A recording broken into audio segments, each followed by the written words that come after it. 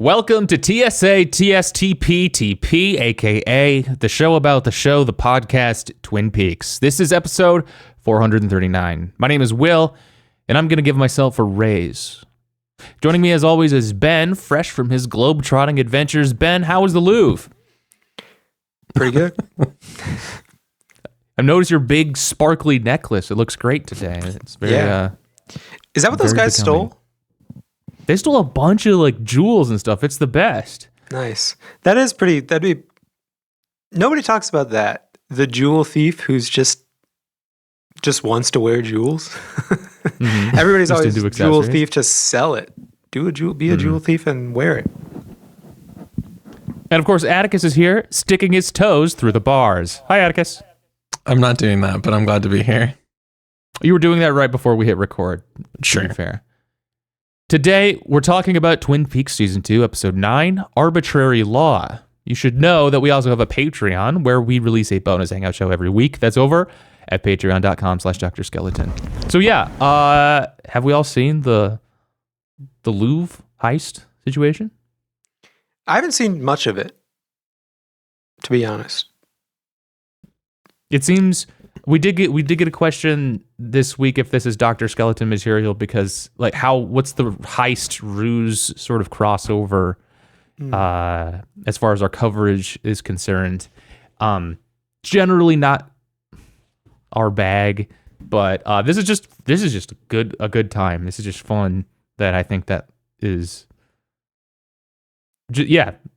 I'm into it. It's they like I think they pretended to be like construction workers or something, just kind of walked in, grabbed all of the jewels and got out within like 7 minutes or something. And then like the French lady, of course French, but who was like in charge of making sure that stuff doesn't happen. She wasn't like head of security or something, I don't know, but she's like, I tried to submit my resignation to the Minister of Culture out of deep shame, but they said no, kind of thing. Like it has everything. It's awesome. I hope everyone's having a good time with like tracking them down, trying to fence the jewels, that sort of thing. Have you had your eye on France in general recently? It seems like it's going great. What else is happening? There's like the prime minister situation. I don't know. It seems very hectic and European. They don't have that guy anymore. Emmanuel. No, they still have that. They still got him. Macaroon. Oh, They got a president and a prime minister, and then I kind of tune out. You know. Yeah, that sucks. You can't do that. I don't like that prime minister president thing. Tell me, just pick one. Yep. Sorry, there's a little bit of like an echo going on in I think your feed, Ben. Just a heads up. But yeah, I think the gentleman thief is a fantastic archetype, fantastic type of character to have, and I'm stoked that we're bringing back jewel heists like that. Like we don't get anything fun anymore. And this is like, we just got to celebrate the little wins along the way. Anyway, this is a podcast about Twin Peaks. This is season 2, episode 9, Arbitrary Law. This aired December 1st, 1990. It was directed by Tim Hunter. It was written by Mark Frost, Harley Payton, and Robert Engels. And it's a real name of the episode is a real hell of a Dr. Skeleton's art school episode title. I gotta say, very much so. Arbitrary Law. Yeah. Why do we think it's called that? Well, we don't normally do this kind of deep analysis on this, this show. You're supposed to be impressed that I even had something to say about it. I don't know. You guys go first. Well, I think that we've observed before that maybe sometimes the episode titles are. It was the Germans who had to come up with who came up with them to call them something other than either 9 or 8 or 10 or whatever the thing is, and just to like kind of call it something. Like I think the first one of the season is called "May the Giant Be With You." Like that's stupid. Like I think that I don't know how much to read into it here, but it kind of sounds. It sounds like it could be a phrase somewhere. Arbitrary law. Leland's a lawyer. It's somewhat. It's sure. like we've talked about this a lot before, but like traveler, sea law. What do you call that? What do you call that shit? Naval maritime law. You have to try me under arbitrary law. Arbitrary law, maritime law, that kind of thing. You know. Yeah, where basically the court is like a Calvin ball, and you get to be saying like, nope, actually, you violated procedure, and so I'm free to go. That's arbitrary arbitration. Is that what they were trying to say? That could be just a kind of German disrespect for American law. They're just, well, we presume this is how American law is, but we're going to disrespect it. Every little town in America does their court proceedings and things of that nature in a bar. It's normal. Which you feel like it would be the name of the episode where they were like they got the judge was like, what do we think? Yeah. Where do we want this coin to land? That could be any episode of Twin Peaks, to be fair. Yeah. With Cooper and whatnot. I really did like the scene where Albert speaks to Cooper and is like, basically, maybe this is what it is, where it goes from actual law of man. He's like, well, this is clearly not applicable anymore. And you gotta take this and run with it. Go on your vision quest, and solve this in whatever like weird way that you have to. Just solve it.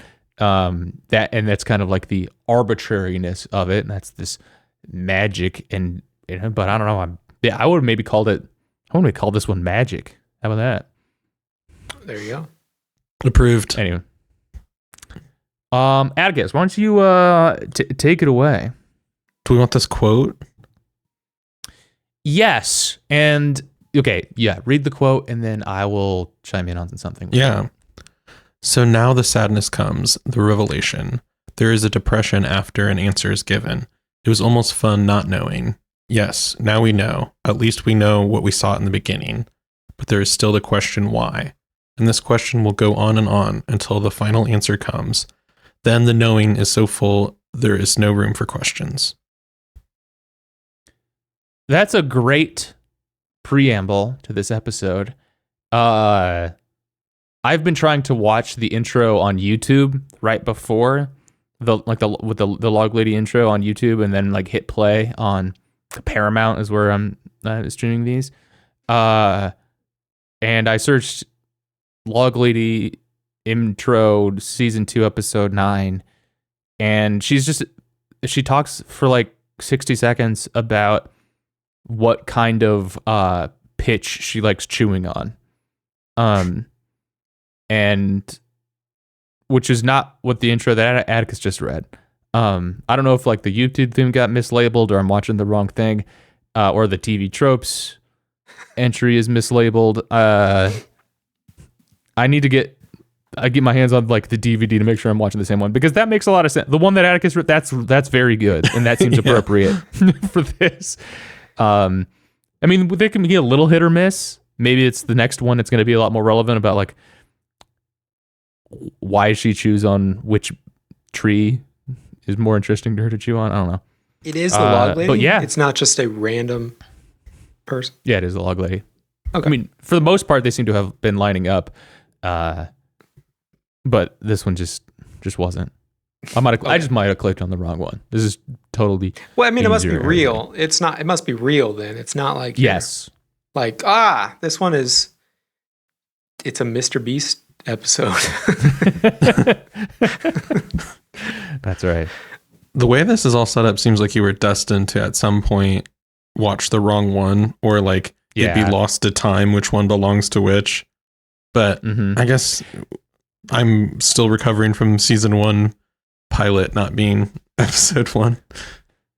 Yeah, and I still see, like, still be careful about the watch order on this, because it seems like I keep seeing comments about how, like, oh yeah, heads up on Apple, they're all like out of order, or Paramount, some of them are swapped or mislabeled or things like that. I don't really know what the source of truth like is. I would maybe reference Wikipedia. Probably the release to date. double check. Just watch I guess maybe you won't know. Probably the release date. It seems so knowable. Yeah, it seems very knowable which of these came out, like in what order. But I mean, Paramount puts the release dates on them, but apparently they're screwing up the order of them. Somehow, I don't know. Just take it. Be careful. Anyway, go for it, Atticus. Albert, Cooper, Harry, and Hawk walk through as a path as Albert gives his analysis on Maddie's murder. Having found a letter underneath one of her fingernails, he concludes that this is the work of the same person that killed Laura Palmer. He also mentions that she was clutching strands of taxidermized white fox. Harry prepared to call Leland to inform him of Maddie's death, but Cooper asks him to hold off at least 24 hours, which he claims will give him enough time to solve the case once and for all. Albert pulls Cooper aside and encourages him to embark on whatever revision quest or ritual he needs to do to stop the killer before they strike again. Cooper is unsure of where to begin, but Hawk assures him that all he needs to do is follow the path he is already on. Every shot here is like a Dutch angle. Yeah. To let you know to feel a certain way. How did it make you feel, Ben? Topsy-turvy. Nice. I kept falling out of my chair. Whoa. Whoa, fuck. Every time I see a Dutch angle, I turn my head so that it's sort of the characters are re-parallelized to my eye line. Yeah, kind of like when you're on TikTok and it's like, rotate your screen in 3, 2, 1, and then you can watch like the landscape version. And I'm doing that on Twin Peaks. I had to look this up. Reservoir Dogs came out after this episode. That's I was gonna ask. But we get a very Reservoir Dogs ass intro for the boys here, like the slow-mo walking on the paths. Zoe pointed out that they're all looking in different directions. Albert's looking down, Harry's looking off to the side, Cooper's looking up maybe, and Hawk is looking, I don't know, they're all looking in different directions, and they seem to be kind of making a meal out of this this path that they're walking on. And I don't know, maybe that just means that they don't know where to be looking now. Maybe that's all that means. It almost seemed like a lot of swagger for a group of guys that haven't been able to prevent murders. Very confident walk through town. I did really like Albert encouraging Cooper, though. That was a really cool moment. He's been great this whole episode, I thought. He seemed much more open to everybody. He wanted to, he was encouraging to everybody. There was one moment he couldn't help himself in the roadhouse later, but for the most part, he's down to play ball. Dawn and James meet up at the diner, where he hands her a small box containing a ring. He slides it onto her ring finger, reaffirming that they should stay together. Is this a proposal? Yeah. This is a proposal. James is the worst. I also really like the girl at the jewelry store. She had really massive fingers. Big fucking hands. And then the ring fits her. You should have seen the mitts on this chick. Oh wow, this is perfect for you. Okay. What's the logic on that? Like, you're a girl too. Can you try on this ring? Perfect. Yeah, my fiance's or my girlfriend's about your size, about your size, just in general. And then to go later be like, I was right about your size in comparison to this person's size. Like, great. Congrats, man. It's a hell of a rock too. Especially for like, you guys are like kind of supposed to be like, in high school. I know Donna definitely is. James, I assume is We've seen him in high school. Oh yeah, he is in high school. Yeah. Is this a proposal? It's going on her left ring finger. Yeah. He's not being very like clear with what's going on here, but she doesn't seem to be bothered by it either, though. No. So maybe they seem to know what's happening. Yeah. It kind of doesn't matter because when he is very clear, he changes anyway. Vivian, meanwhile, argues with Norma over the quality of the omelet she's eating for breakfast. Norma vents her frustration about not meeting her mother's lofty and expensive expectations. Some angles in this conversation. Some very low angles of Norma and very high angles of Vivian. That was kind of fun. They just put the camera all over the place. They got themselves a new tripod over there on the set. Just messing around with it. Andy recites the note found on Harold's body, which catches Donna and James' attention. Donna assumes he knows Mrs. Tremond and her grandson, as he said the same thing to her when she delivered a meal to Miss Tremond. But Andy accidentally reveals that it was also Harold's note. She leaves quickly to find Cooper, which confuses James. I think could be added at the end of any most sentences. Yeah. Andy is an in-universe NPC. He just sitting there, just like going through his own dialogue tree as well. Just like he's just got caught in a scripting bug or something. Je un am solitaire. Je un am solitaire. What are you saying, Andy? I didn't even catch that he like accidentally revealed anything. It seems like he might not have the brain power to have like intention, or they really do him so dirty. But I didn't clock to that. He wasn't supposed to. I mean, like, other than you probably just don't say anything about ongoing investigation, but anyway, gives Donna a little bit of an idea. Donna, Cooper, and Andy arrive at Miss Tremond's house, and she explains the connection between Harold's note and what her grandson said. When they arrive, the interior looks vastly different from the last time, and a completely different woman answers the door. She also answers to Mrs. Tremond, so Donna assumes she spoke to her mother. The woman shoots this theory down as well, claiming that her mother passed away 3 years ago and has no children. However, when she hears Donna's name as Cooper tries to get them to leave, she returns with a letter she found in her mailbox the morning after Harold's suicide, addressed to Donna. She opens it, revealing a page from Laura's diary. The entry details a dream Laura had 2 days before her death, which sounds exactly like Cooper's dream of the Red Room, only told from the perspective of an older Laura Palmer. She wanted to tell the old man who Bob was, but was frustrated trying to speak as her words came out slow and odd, before walking over to him and whispering Bob's identity in his ear. The entry concludes by saying that Bob is only scared of one other man, someone named Mike, who Laura assumes the older man in her dream to be. The next entry, dated February 23rd, says that she will die that night, as it is the only way to stop Bob from hurting her anymore. Cooper announces that he and Laura somehow had the same dream, which he confirms is impossible when Andy interjects. He tells Andy to escort Donna home while he goes to visit Gerald. God, Marlo is going wild he's on this episode. moving your camera. I thought you were like somehow multitasking with okay. Yeah. This is Marlo got the new tripod. He's trying out some Dutch angles. Yeah. First of all, Ms. Tremont. Go ahead. Ms. Tremont, is that her name? Tremont? It's like Tremond. Love her. She the new one. adheres to the new one. sort of swagged out, skipping a generation theory of life.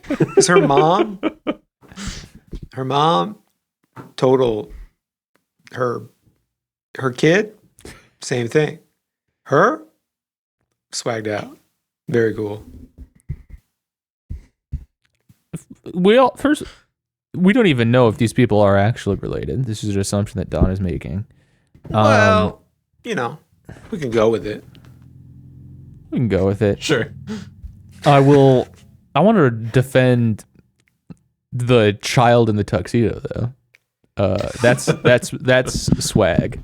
That is Child in a suit, not swag. Child in a tux is swag. I guess, but if your mom is like, what was she eating too? Backup Or he was.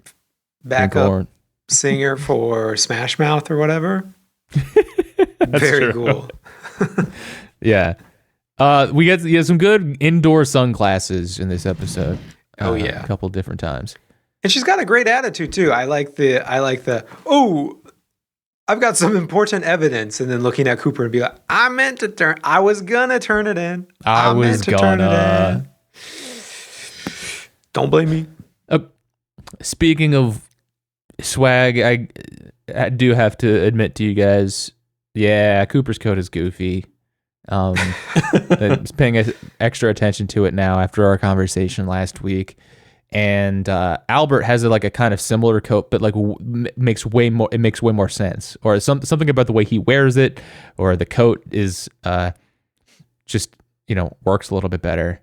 And then also Donna's shirt in this scene, her collar. What the heck is going on with that? I've never seen a shirt like that before in my life. That's insane. I don't remember this. So the rest of her fit looks pretty good, but it's like a weird. Here, I'll do it with my hands. Thing. I don't know. I'll look it up. It's in the. I dropped a screenshot in the chat, so you can look at that. But also, we get. Do we? I know at some point in the episode we get a return to the Red Room. Is this when it happens? Like the flashbacks to it. Yeah, I think it might have. Does it happen twice? Maybe. I guess I wrote it down here, like back to the Red Room. So let's just maybe I was right, but that's just fun. I like seeing that. I like returning to the Red Room. That's just a good time. Nice. Dr. Hayward reports to Cooper that Gerald is severely dehydrated and needs to be medicated, but Cooper continues pressing Mike for more information.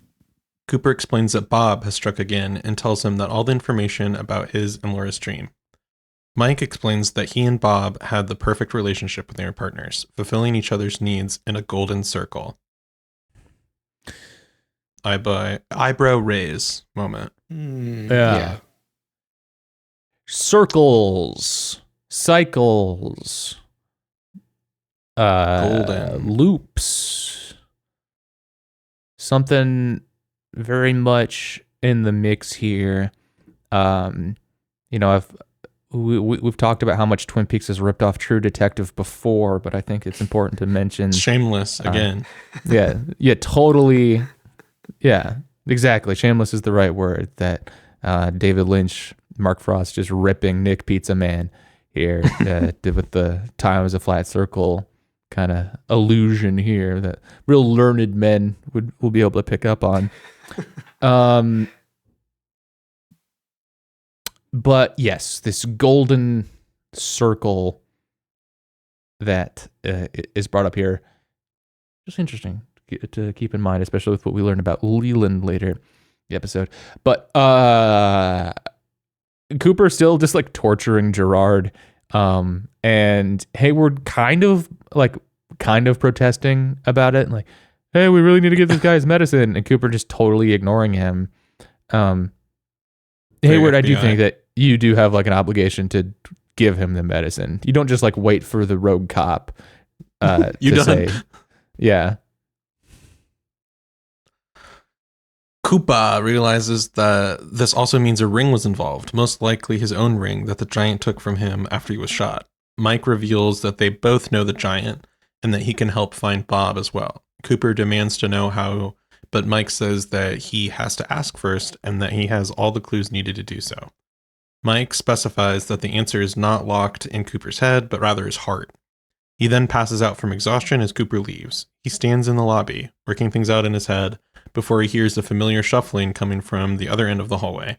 The senile old waiter emerges, remarking that the milk is getting warm now, before giving Cooper a thumbs up and shovels away again. A moment of realization hits him as he mulls over those words.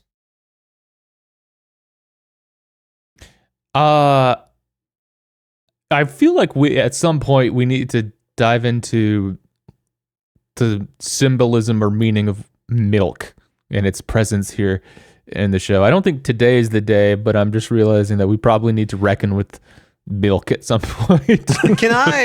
Okay, I gotta say, I was on a flight yesterday. And Please tell me you didn't drink milk on the flight. No, but I heard a disgusting conversation happen that made me question my, loyalty to milk. I didn't hear how it started, but these people got on. They're like, they're filing through, and it's kind of clogged up, and there's some like, I don't know, people late 20s, something early 30s, something like that, vaguely my age, and they're talking about, I don't know, maybe something getting spilled on them, and they're talking about like, oh, I think they were saying, I think how it started is they're saying, I would love a champagne shower. But I didn't quite hear if it's a shower. But I think they were talking about dumping champagne on themselves. And then somebody was like, oh, that's sticky. And then another person said, okay, Coca-Cola. And they were like, that's also really sticky. What's not sticky? And then one person said cucumber juice because it's mostly water. And then they were like, yeah, that'd probably do it. And then another person said milk. I think milk would be the best. And they were like, yeah, milk works too. What is wrong with people? Anyway, I was kind of disgusted by the milk part. It's not really. I know that you were just myself. overhearing this, and you probably don't have enough context to answer this, but what is prompting, like, do they need to like wash a smell off of them? Why can't they just take like a normal shower? They would because love they a started with shower. Because they started with champagne. In my mind, it was like a victory thing, like a Gatorade bath type situation at the end of winning the Super Bowl. Then how about water? I don't know. I mean, you do kind of do a milk shower when you win the Indy 500. You guys are aware of this, there you right? go. That's true.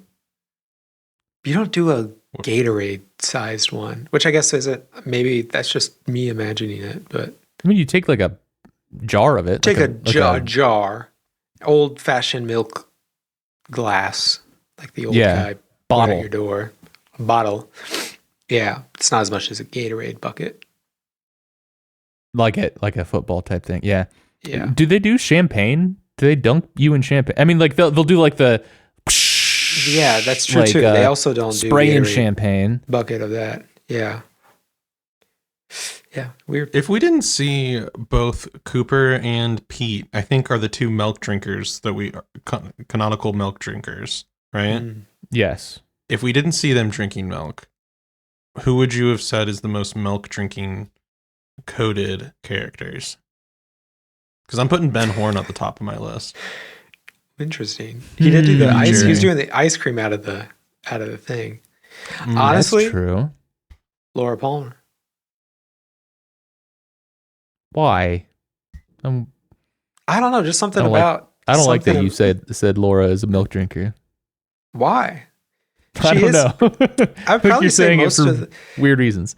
most of the high schoolers probably, because they're kids. Okay. I do think I feel like James is giving milk to me. Something about his There you fruit go. punch and milk. he's got milk face to me. I really do think Maddie and Laura probably. Adana too. Relatively healthy people. Oh, yeah. It'd be so funny in I do 1992. think I can see the Haywards having a Yeah. bunch of milk in the fridge. Milk. It's healthy. It's a healthy thing. It'd be so funny in 1992 to do an real world Got Milk commercial Got Milk With the ad cast with just Laura Palmer.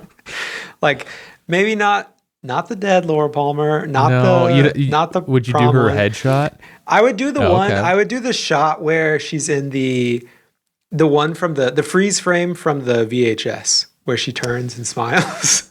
She turns and You smiles. see- And she's got the milk mustache. Yeah.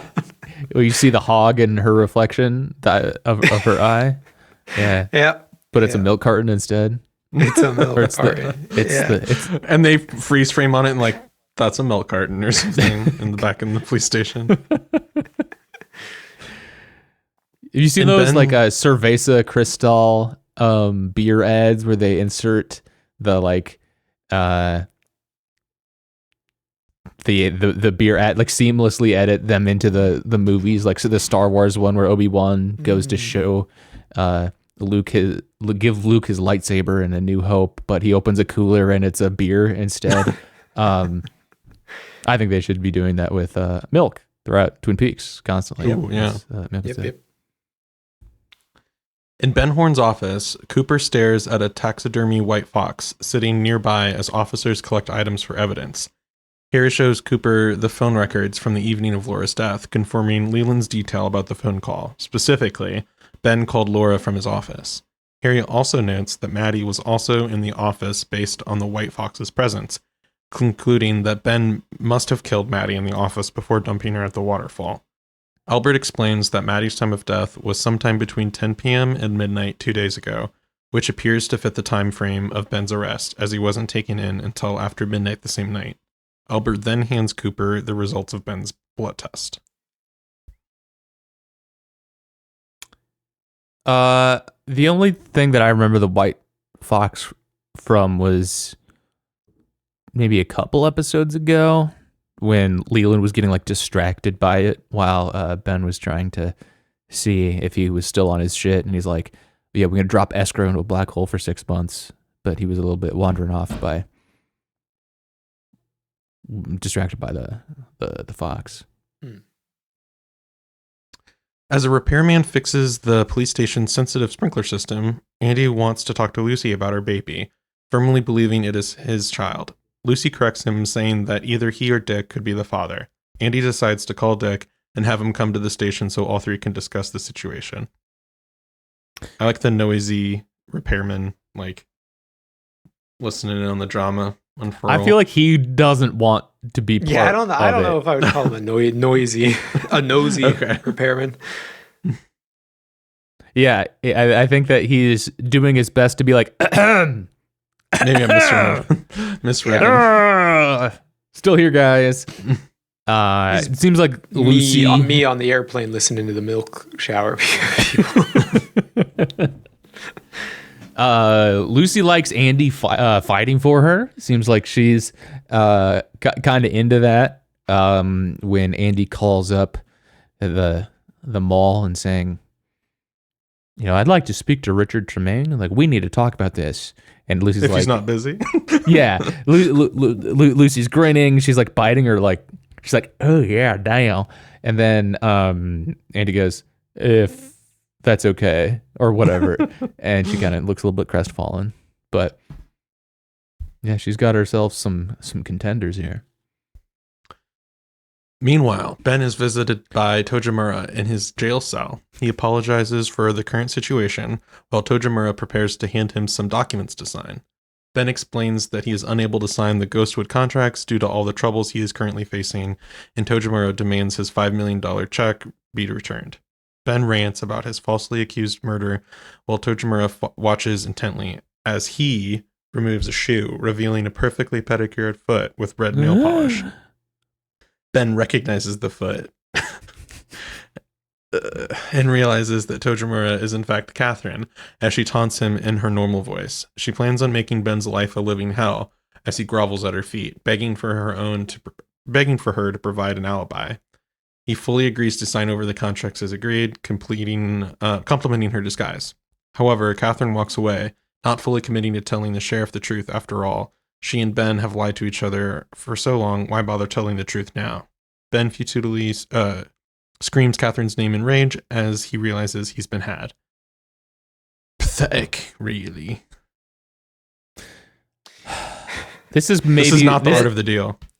Ben should be playing the long game. I don't know. I don't think I'm spoiling anything by saying, there's a whole 25 years later component to Twin Peaks. It's a common in the zeitgeist phrase or whatever. Ben should be playing the long game. Piper Laurie, 25 years, I'm going to be coming out on top because there's going to be something called I don't know what they call it. Woke. There's going to be something called woke. Oh, okay. And this is not going to play well for you, Mr. Tojimura. This is probably my favorite non-serious scene in the episode. Once again, Richard Beymer as Ben he is out of this world. He is so good in this. He is like, his performance is amazing. It's like when Tojimura comes to see him, he is like somehow like the way he's like just walking around his cell. He's like his clothes are torn and stuff, and he's got like a few days of stubble going on, but he's very much like, this is just all some minor inconvenience. This is just some shit.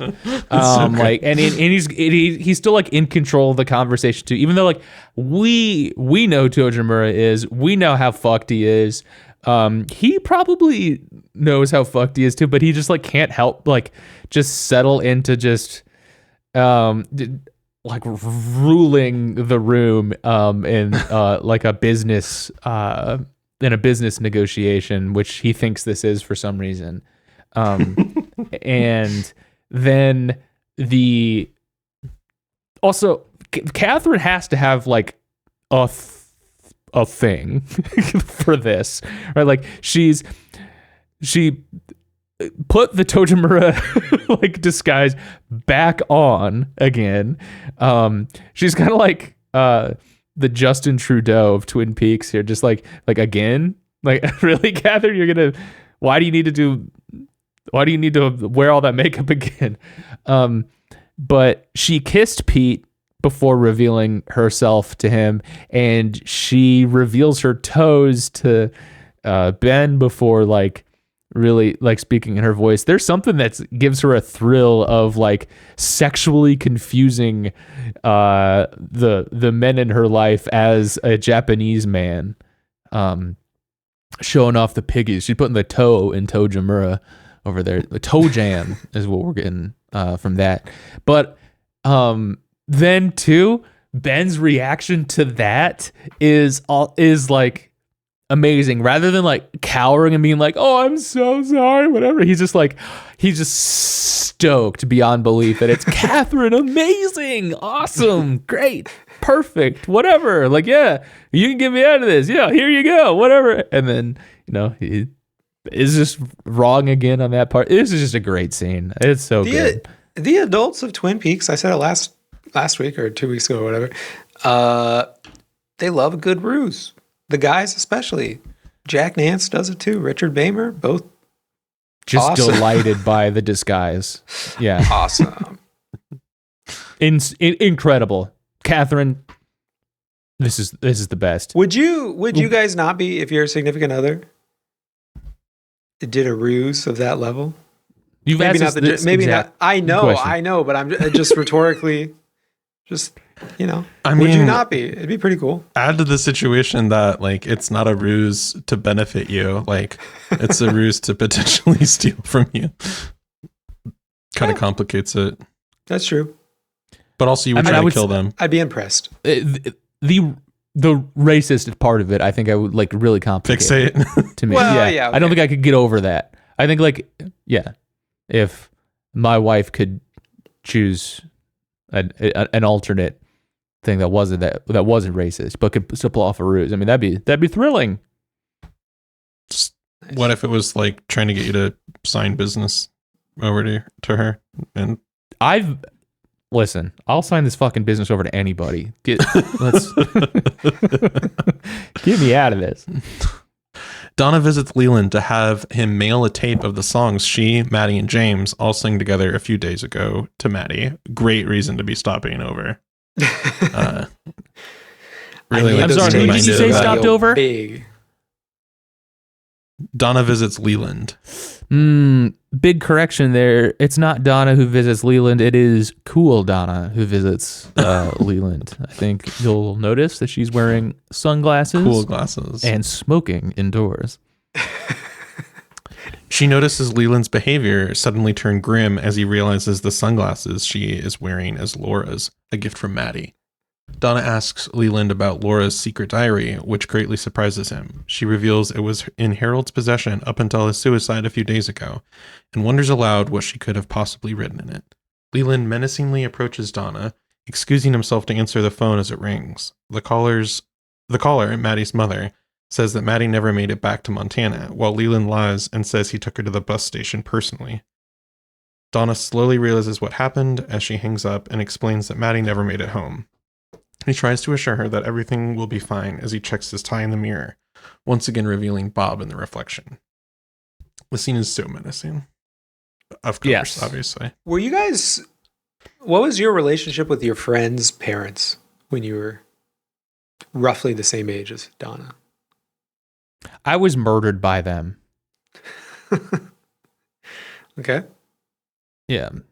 No, I don't think I really interacted much with my did you friends' defer? parents. Like, I feel like if I went to somebody's house, pretty maybe scared isn't the right word, but I'm definitely, big time deferring to the Good parents. behavior. I'm not. Yeah, I'm on my best behavior. I'm on my best mostly- behavior. Yeah. I'm mostly Tell me how it's in interacting the like room. through my friend. I'm not gonna go like Yeah. interact with any of my friends' parents like without my friend there in Yeah. the room. Like I have no interest in Yeah. hanging out with It's anybody's impressive. It's impressive. mom or dad. What she does, Just not only talking to them, but lighting up in their house. Not even asking. That either. is so sick. Yeah.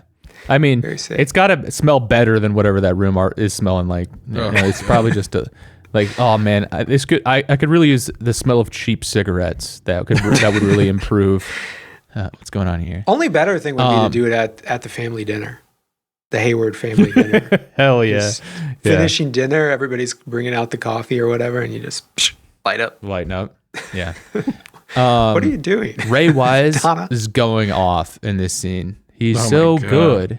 Yeah. He's so good. He says we'll have some lemonade and work out the problem together, right? Or am I getting ahead of this? I think I am a little bit. I No, think a that's- little bit because this one's broken out. Okay. Leland and Bob approaches Donna from behind, caressing her hair before offering her a glass of lemonade.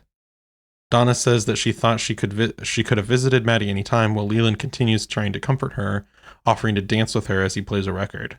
Bob, unknown to Donna, begins to scream in despair as the possessing spirit and its host approach her.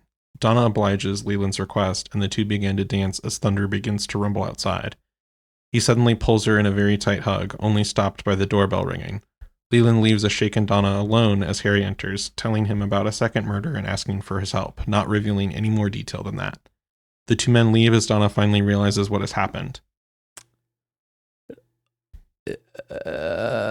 We get two comments here in the summary that says that Donna realizes what's going on, and I think she realizes that Maddie is dead is what she's realizing. I don't think she's realizing. I think she's like, I guess I'm curious what you guys think about, like, how does she realize?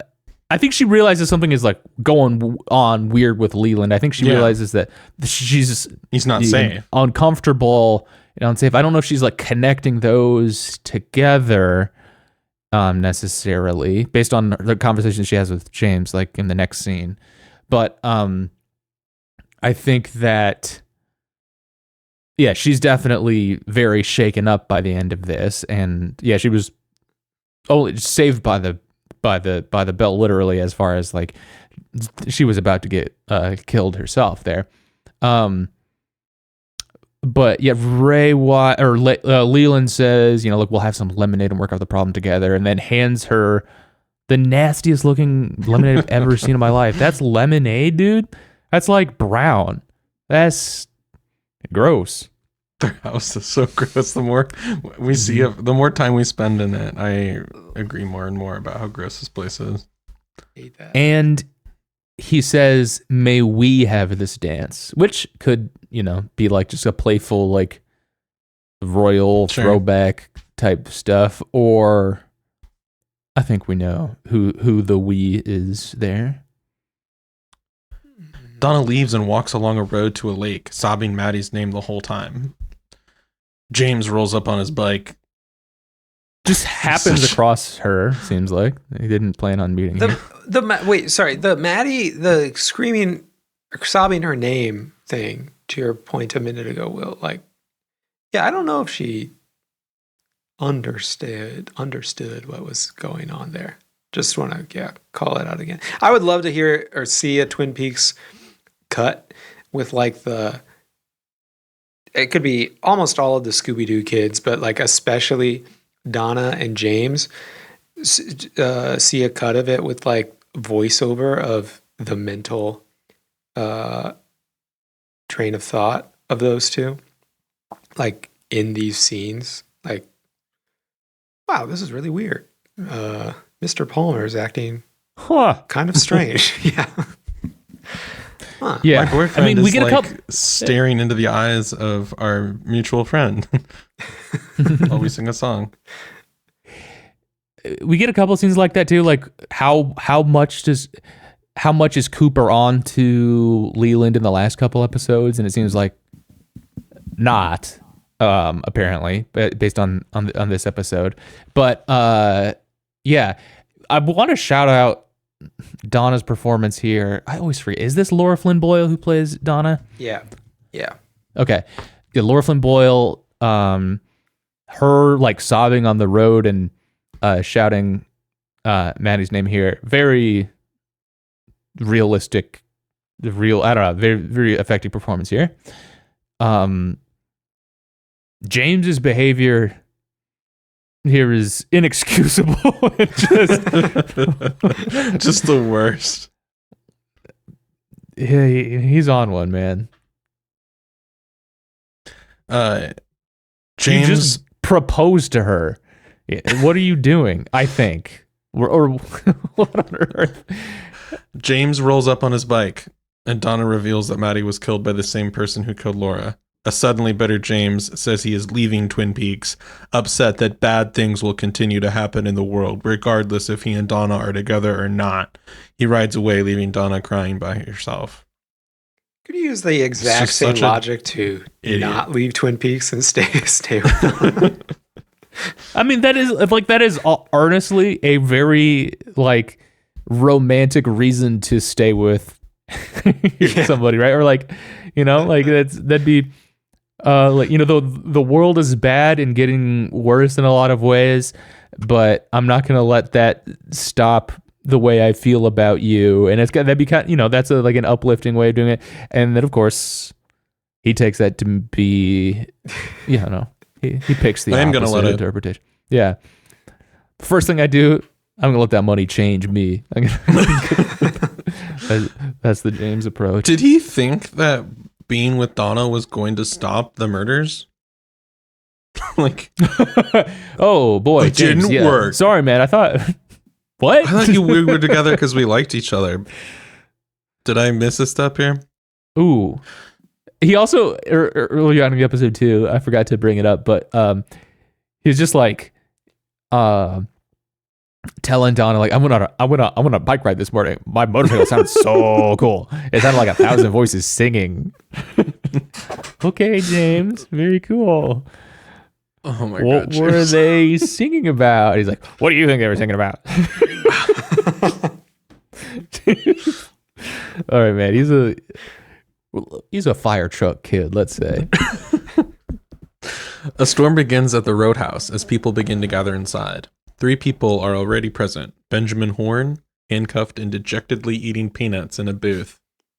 And Cooper and Albert, who sit at the bar at the opposite end. Harry and Leland arrive as Cooper explains that they are all here to meet somebody.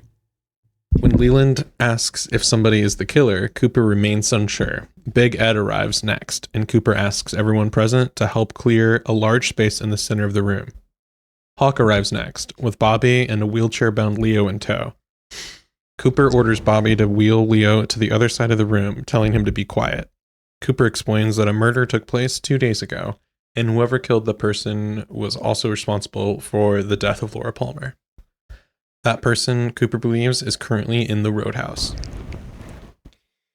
We need all the men in Twin Peaks except for approximately 13,000 of the other men in Twin Peaks to come to the roadhouse right now. I guess it's just who do you have a feeling about? You know, literally, yeah. That's where his head is at. His instinct. This scene is amazing. I mean, and it keeps getting better and better. But the whole roadhouse stuff, like the jib that they're on too, that they start up like way at the top. We see the whole floor, and you come into it, and then they jib back or boom back out at the end of the scene too. Very Buffy to me. I mean, obviously, made the Joker. These shows are all taking from Twin Peaks, but the storm that's going on is so good throughout the episode. This show does like lightning and thunder and the storm so well. The men showing up to the roadhouse. Ed swagged the fuck out as always. His jacket looking so sick. Bobby, Dana Ashbrook, making use of his 2 seconds of screen time in this episode to still deliver just a completely confounding and brilliant moment where, Cooper says, all right, Hawk, thanks for bringing him. Bobby, why don't you take Leo over there? And Bobby grabs the wheelchair and in a really shitty way says to Hawk, why don't you give yourself a raise, Hawk? And then pulls Leo across the room. What does he mean by that? What the fuck are you talking about, Bobby? He's a guy who he's not smart. We've talked about this before. He's a dumb guy. He's a very stupid man. But he wants to be delivering smart aleck replies and responses and cutting barbs and just can't think of anything. So he's just like, good morning. And then walks around basically is what he does. If he had just a little bit more juice, he would be cutting up his high school, Oh, absolutely. Yeah. But and he's already the star quarterback. Perplexing everybody. I guess he said it in such a mean way that he wins the interaction, but okay. Yeah. I kind of remember that though, more in middle school than in high school, but middle school, it's all about the delivery. You truly, asserting win, a victory. Yeah. It's how confident you are saying it. That doesn't make any sense. Wait, do you guys remember the boy you look like a motherfucking Vine? No. Vaguely. It's the perfect example of it, but okay. I think that's true. There's nothing to it. Yeah. I think that's true as an adult too. Mostly just say stuff confidently.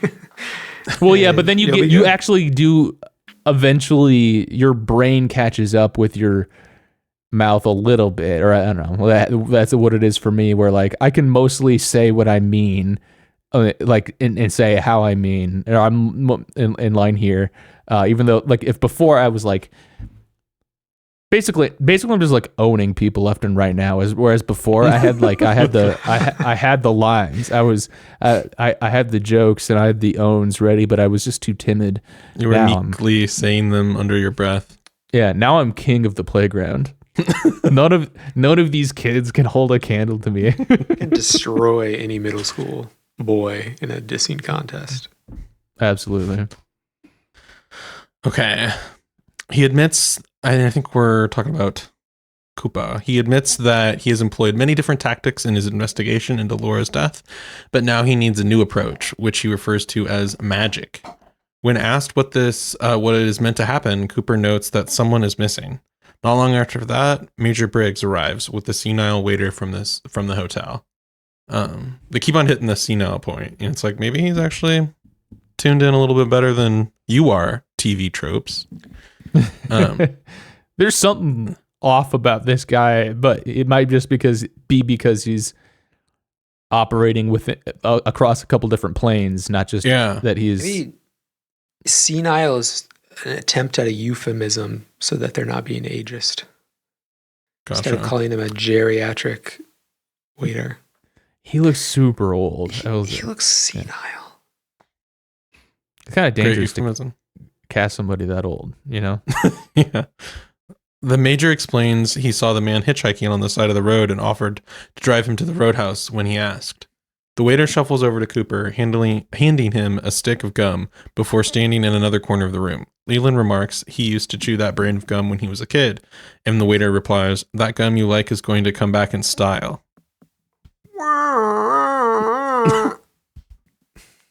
You said the line. This is, probably one of, if not the most iconic lines of the show. Would you say, Ben? Yeah.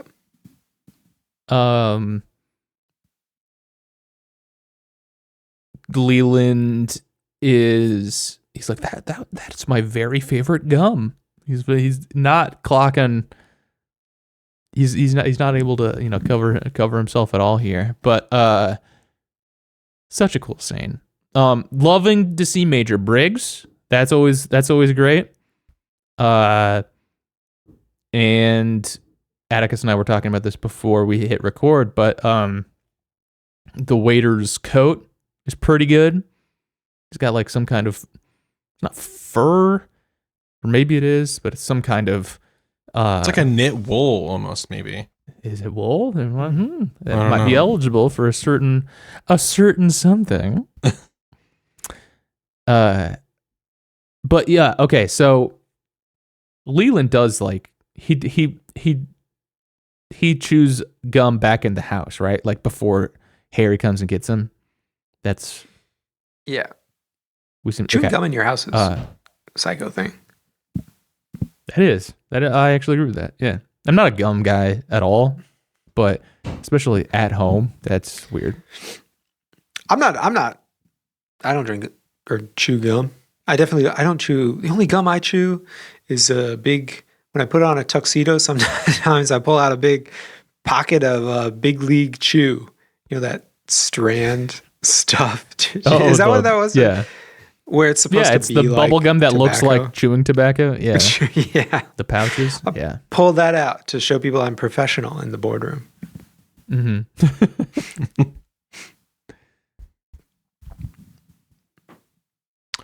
Cooper suddenly recalls his dream and remembers exactly what Laura in his dream whispered to him. "My father killed me." The room's suddenly empty. Cooper stands face to face with the giant once again. The giant extends his hand out, holding Cooper's ring within it, returning to him as he once promised. The giant then disappears as quickly as he appeared, the ring falling to the ground. Cooper turns around to face Ben Horn, demanding him to come back to the police station.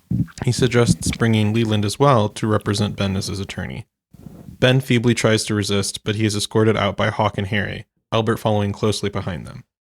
As Cooper leaves the other 5 men behind, he turns and gives a thumbs up to the waiter, who returns it with a hearty salute. That's a great moment. Very good moment. Yeah. Yeah, everything about the Roadhouse scene, start to finish here, it starts at a 5 and only gets better to me, I think. Like this is this episode at its best. And we get the incredibly iconic line that gum you like is going to come back in style.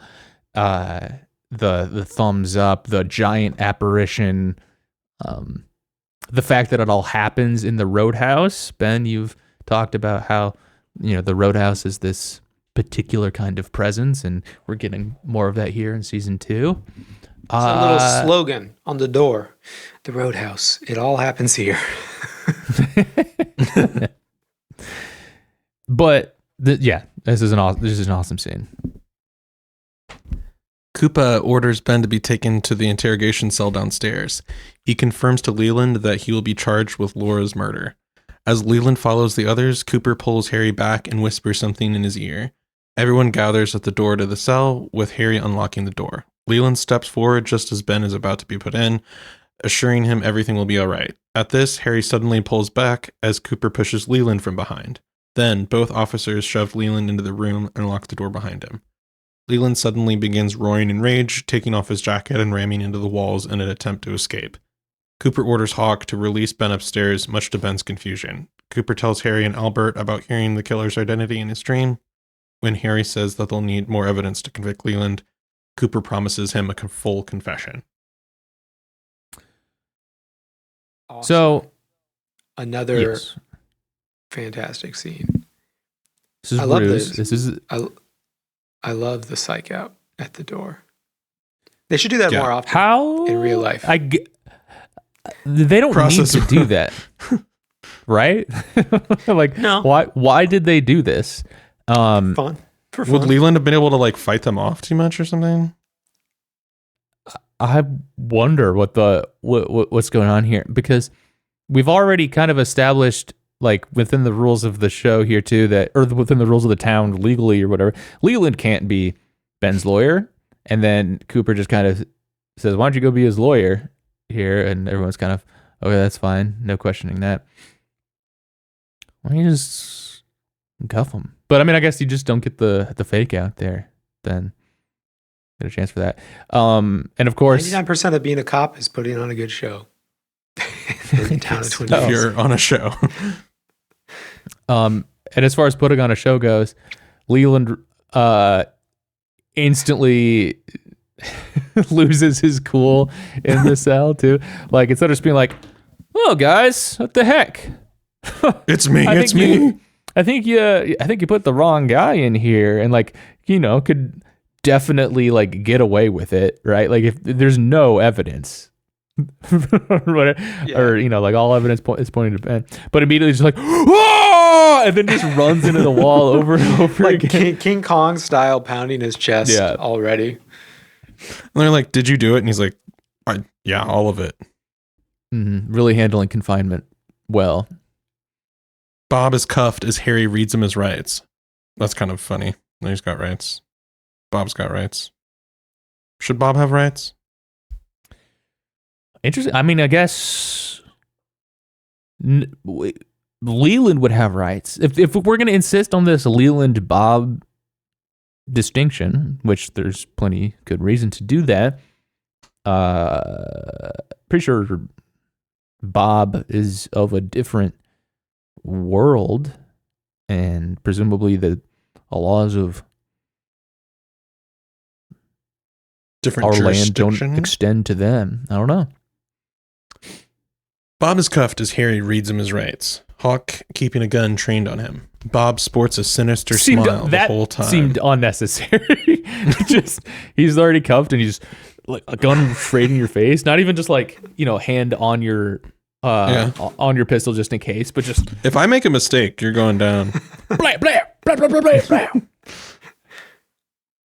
blah. Bob sports a sinister smile the whole time, giggling in a maniacal glee. Cooper asks Bob if he killed Laura Palmer, and he responds by hooting wildly before confirming that he did. He also admits to murdering Maddie Ferguson, also bringing up Cooper's incident in Pittsburgh, surprising him. Bob claims that Leland is full of holes and plans on departing him as a vessel soon. Cooper asks if Leland is aware of any of Bob's crimes, and he responds that he has a large hole where his conscience used to be. Bob then threatens that he will pull that ripcord when he departs and suggests that they watch Leland, but not for long. Harry is fully convinced, and the officers leave the room as Leland/Bob slumps over in the chair. The hooting, no joke to me, is the best Ray Wise performance in the entire series. It's unreal. Oh, oh, oh. I can't do it. I know you could do it, Will. I imagine you doing this a lot, to be honest. Thank you. He gets a new email and he's so excited to look at it. I actually don't really remember the exact sound or whatever, but I do agree. It's incredible. It's unreal what Ray Wise is doing in this show, especially in this episode, and especially here in this scene. It's incredible. Yeah. Bob says Leland is a babe in the woods with a large hole where his conscience used to be. Leland describes Bob describes some like a cycle of abuse. I think is pretty a fair reading of what's going on here, right? He talks about I forget the particulars, but like stuff that happened to him as a kid is how like he invited Bob into him at a certain point. Yeah, I mean Ray Wise, total God mode. Dick arrives at the station and is escorted by Lucy to another room. She explains to both Andy and Dick what she will do regarding her baby. First, she will keep the baby, something Dick scoffs at. She explains that a blood test can be performed after her baby is born to determine who the father is, and expects both men to submit for the test. Dick agrees, noticing the smoke from his cigarette wafting towards the smoke detectors. Big L on Lucy and Andy's part to not stop him from smoking. Like they both know that you can't smoke in the station, right? It's a big error. One of the only places though in Twin Peaks where you can't smoke. Yeah. I don't really have much to say about this scene. I know it's necessary to, pay off the sprinkler system here. We're setting up, I guess a dynamic here of this triangle of Lucy, Dick, and Andy. And Dick is settling into a bit of an antagonistic role here, being a bit of a shit. And it's kind of a jolt in pacing, though, Yeah. Which is that's the Twin Peaks thing, right? Is to go from this to it. But I think that it can be. I agree. I think that it's not necessarily the difference in tone between the scenes that gets me. It's something about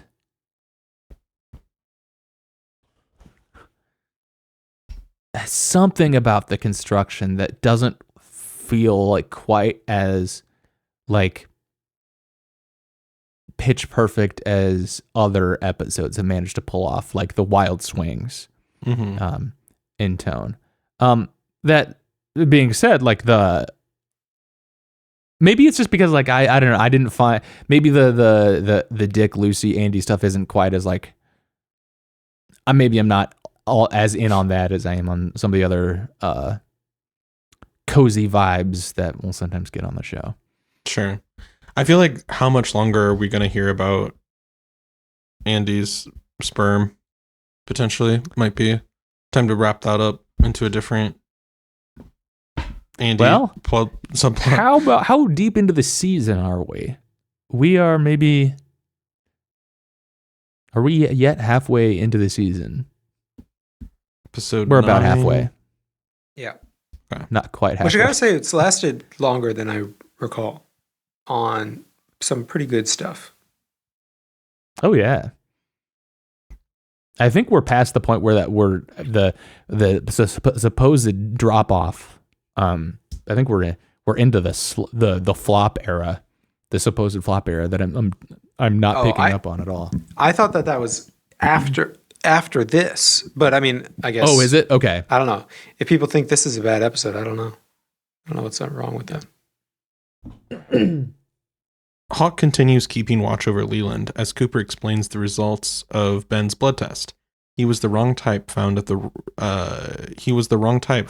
crime scene, meaning the clues pointing to Leland were there from the beginning of the investigation. Cooper recounts that the man from another place danced in his dream and that Leland also began dancing impulsively shortly after Laura's death. They were told that Bob was a gray-haired man and Leland's hair turned white shortly after he killed Jock.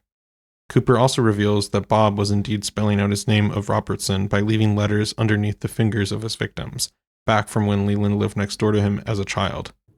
Cooper also establishes Bob's motive for killing Laura. He found out that she had been writing about him in her diary and tore out the pages to hide his identity. Furthermore, Leland was the person who called Laura from Ben's office on the night of her murder, not Ben. He was the third man outside Leo and Jock's cabin, and he was the one who took the girls to the abandoned train car. As for Maddie, Cooper suggests that she reminded him too much of Laura and he couldn't stand to lose her again after she planned on returning home, wanting to relive the experience once more. Harry tries to explain Bob away as a result of some kind of psychosis Leland had been going through, rather than some sort of demon entity. Bob then begins shouting the poem Mike told them, promising to kill him again. Suddenly, a fire alarm begins to blare as sprinkles activate throughout the building. Leland/Bob begins screaming loudly, seizing the opportunity to repeatedly ram himself headfirst into the metal door, locking him inside. Cooper calls for Harry to unlock the door, slipping on the wet floor as Cooper tries to call out for Leland. Harry finally manages to open the door as Cooper rushes to Leland's side.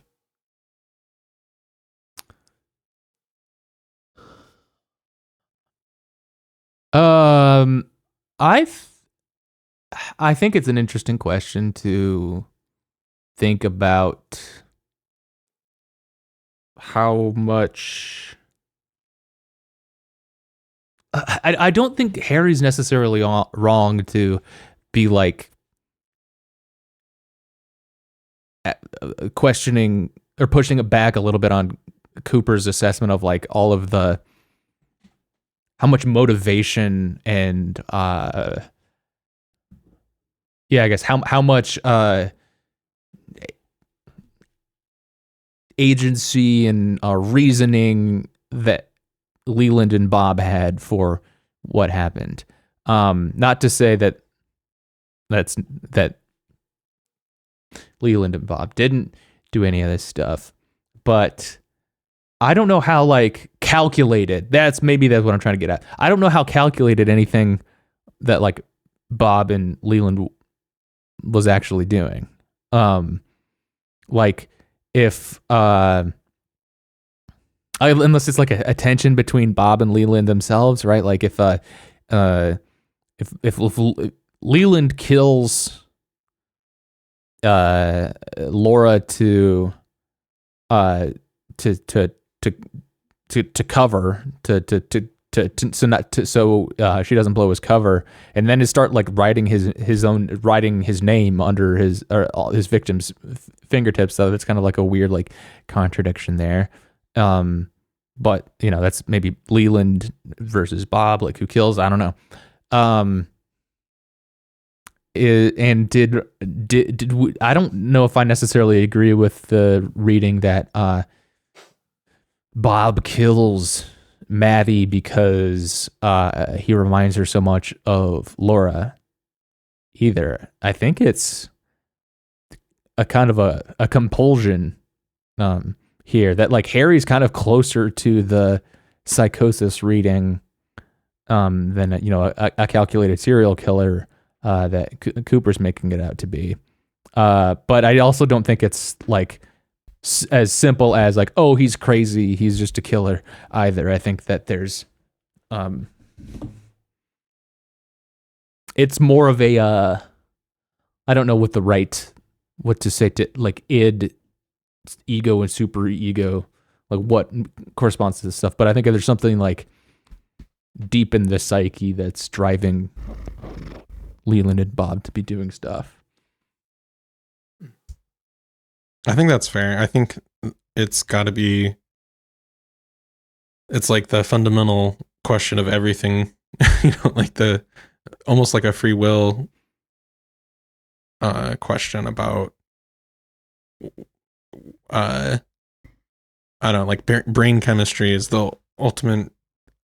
Like you can think about what you're feeling and what you end up doing as a result of like brain chemistry plus impulse, like whatever, versus free will is almost like kind of a troubling or like a gray space to think about. That it feels like a similar like causation, responsibility kind of tricky.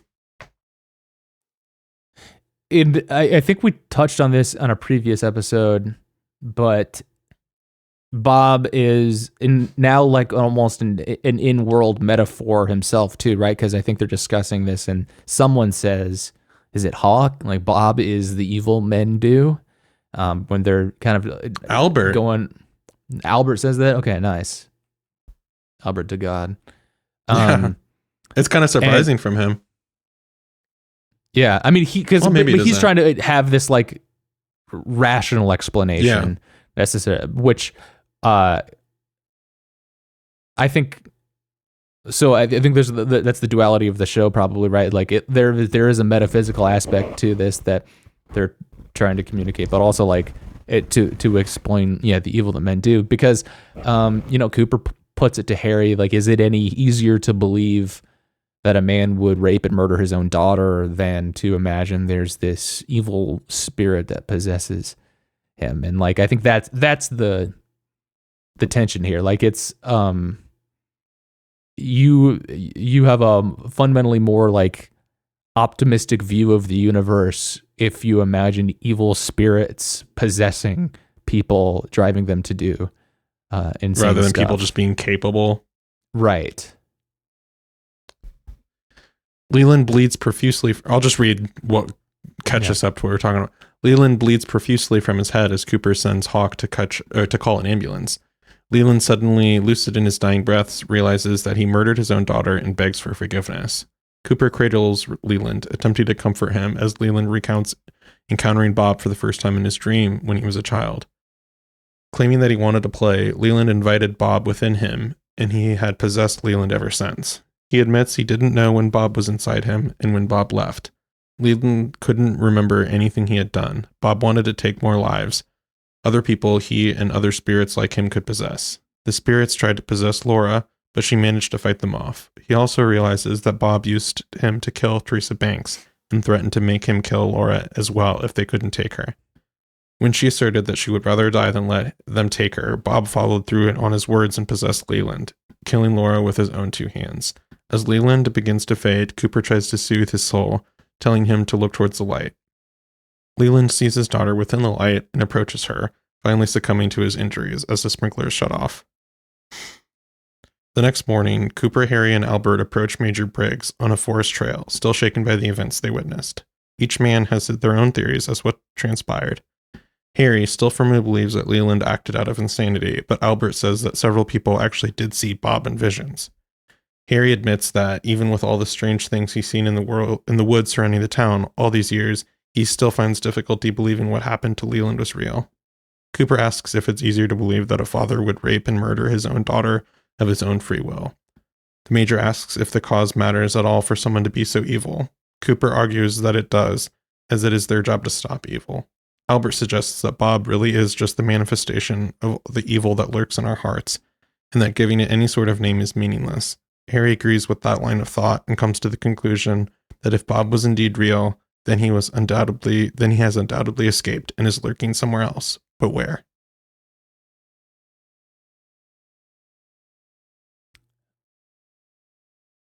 And then we get a bit of like a POV, you're Bob escaping, I guess. Is that the owl? The final scene maybe? I think didn't look great, but maybe being harsh for the time.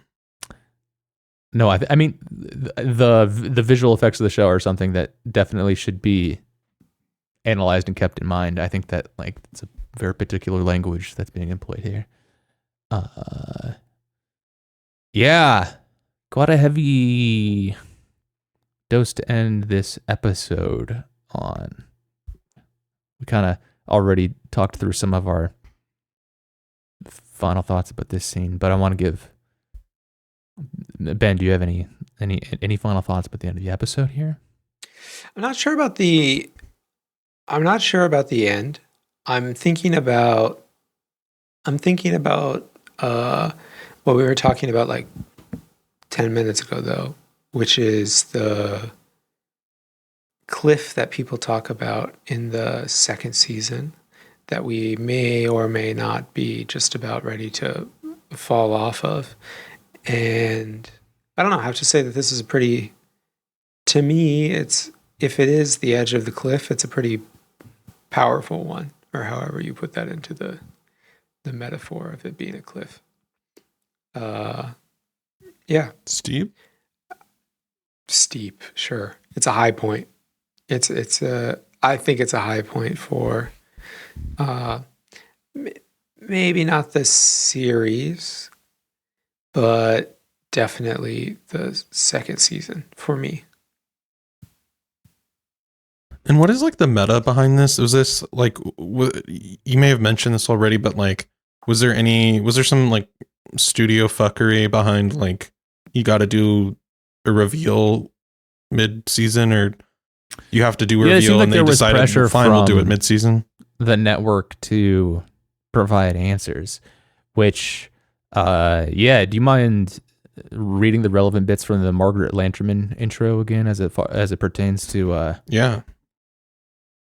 how satisfying it may or not be to receive answers? So now the sadness comes, the revelation. There is a depression after an answer is given. It is almost fun not knowing. Yes, now we know. At least we know what we saw in the beginning. But there is still a question why, and this question will go on and on until the final answer comes. Then the knowing is so full there is no room for questions. Yeah. And so we get our answer here in episode 9 of season 2, I guess, like unequivocally, or I don't know, Atticus, who killed Laura Palmer. Leland and Bob, or just Bob. Or Yeah. I mean, that's our answer. Like it's, I guess, like Leland is the answer, and there's this like a Bob situation, and there's this.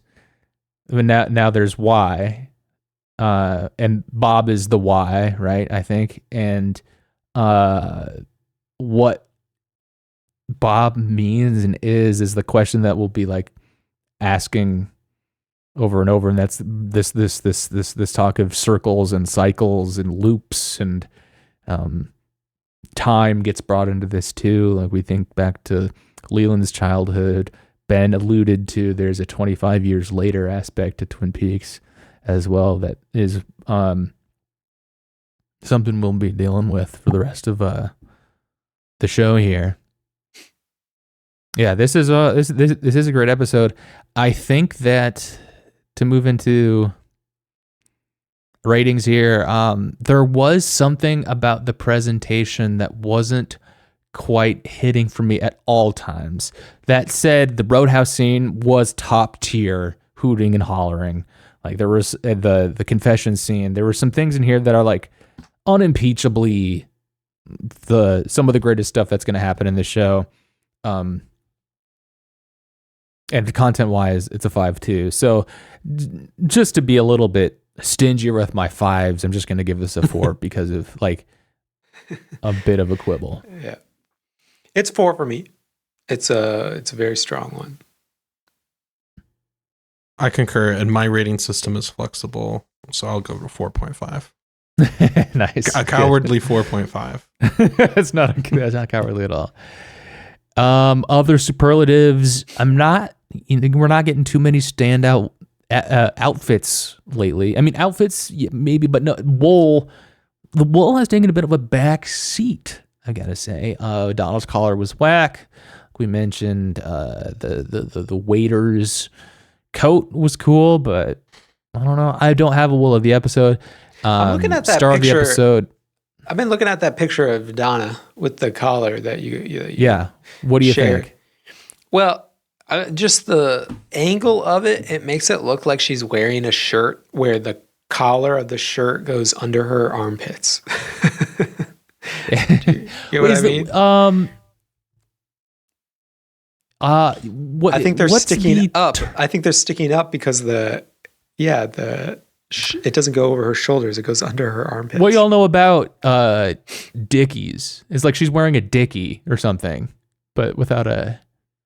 And those are a fake shirt just to look like you've got a shirt on underneath a shirt? Yeah. Oh, interesting. It's odd because I just read a thread from the men's warehouse or the men's wear guy on Twitter about like the working class up, or like the undershirts being more visible now in fashion. Was a faux pas.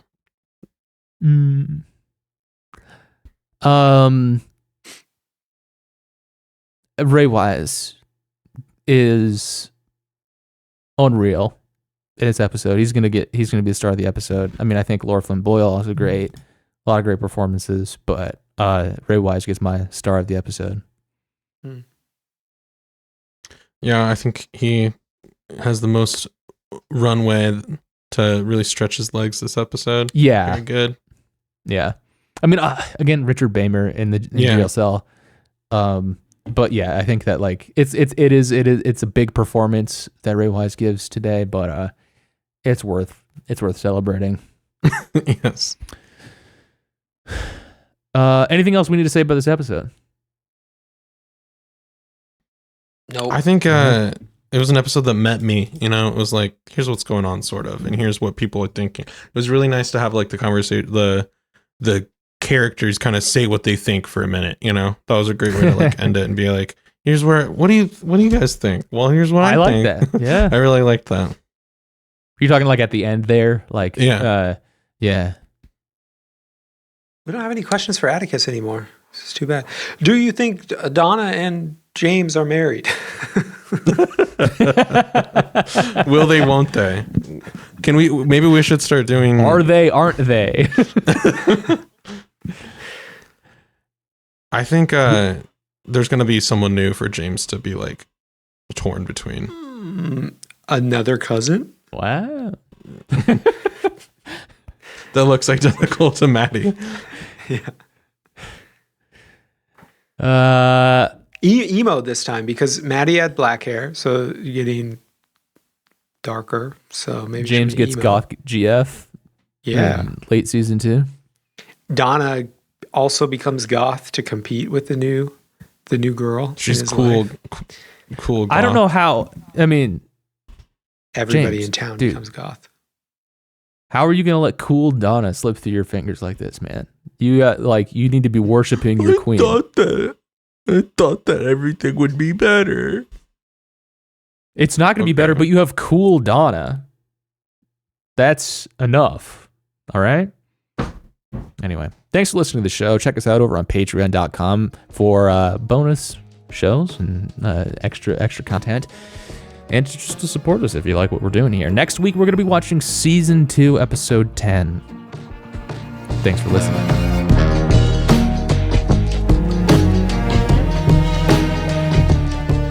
This is a brand new Extra Good podcast. Learn more at brandnewextragood.com.